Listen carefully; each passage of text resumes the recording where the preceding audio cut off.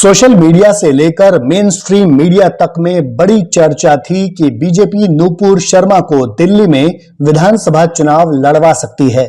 Social media के धुरंधर दावा कर रहे थे कि बीजेपी नूपुर शर्मा को बाबरपुर सीट से टिकट देने जा रही है।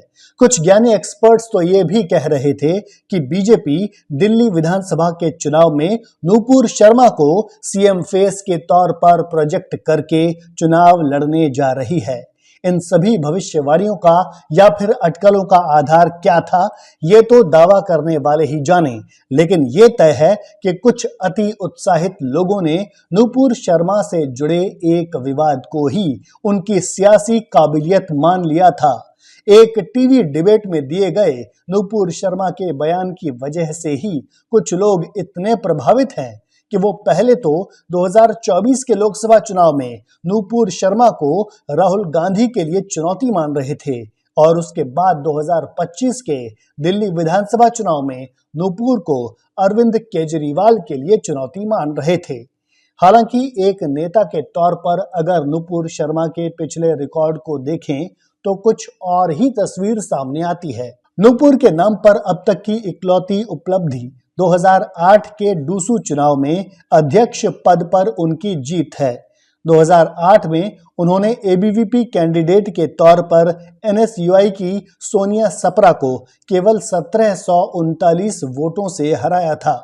खास बात यह थी कि उस चुनाव में पहली बार चुनाव लड़ा बहुजन समाज मोर्चा नूपुर की जीत के अंतर से ज्यादा यानी 1757 वोट ले गया था। यह सही है कि इस जीत के बाद नूपुर बीजेपी की नजरों में आ गई थी और पार्टी ने उन्हें पहले युवा मोर्चा में पद दिया और फिर राष्ट्रीय प्रवक्ता तक बना दिया। नूपुर शर्मा के नाम दूसरी उपलब्धि है कि वो अरविंद केजरीवाल के सामने सबसे ज्यादा वोटों से हारने वाली नेता हैं। अरविंद केजरीवाल ने अब तक 3 विधानसभा चुनाव लड़े हैं।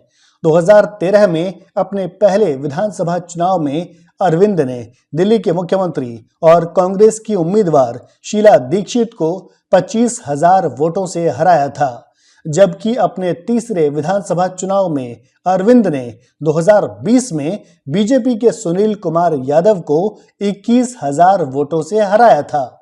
इस बीच 2015 का विधानसभा चुनाव ऐसा था जब बीजेपी ने नूपुर शर्मा को अरविंद केजरीवाल के खिलाफ नई दिल्ली सीट से टिकट दिया था। इस चुनाव में केजरीवाल ने नूपुर को 31,000 वोटों से हरा दिया था, यानी केजरीवाल के 3 चुनावों में उनकी जीत का सबसे बड़ा अंतर नूपुर शर्मा के खिलाफ ही रहा।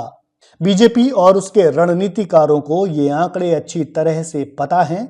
शायद यही वजह रही होगी कि जब 2025 में कई बीजेपी समर्थक मांग और दावा कर रहे थे कि बीजेपी नूपुर को चुनाव मैदान में उतारे, तो बीजेपी ने उन्हें टिकट तो नहीं ही दिया बल्कि दिल्ली चुनाव के लिए स्टार प्रचारकों की लिस्ट में भी शामिल नहीं किया।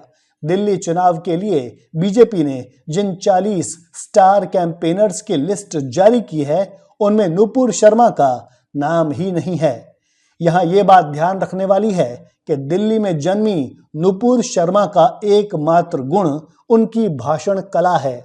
उन्हें चुनाव लड़ाने की वकालत करने वाले उनके बोलने की कला के ही मुरीद हैं, लेकिन बीजेपी की रणनीति कुछ अलग है। उसे ना तो नूपुर की जरूरत विधायक का चुनाव लड़ाने के लिए है और ना ही पार्टी का प्रचार कराने के लिए।